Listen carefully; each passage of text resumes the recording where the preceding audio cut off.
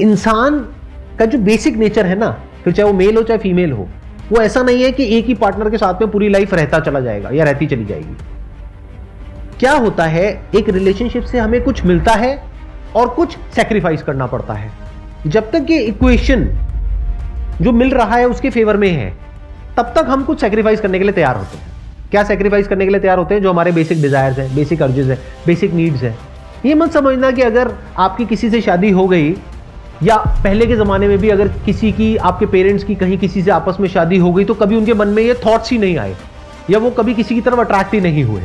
Attraction is normal, ऐसे thoughts आना is also normal.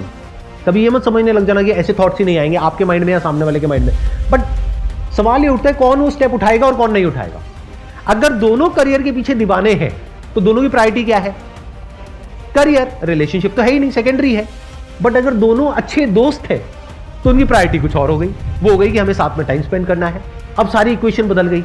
अब इस रिलेशनशिप में जो दोनों पार्टनर्स हैं, वो अपनी जो अर्जेस हैं, औरों की तरफ जो वो अट्रैक्ट हो रहे हैं, उसको सैक्रिफाइस करने के लिए तैयार हो जाएंगे।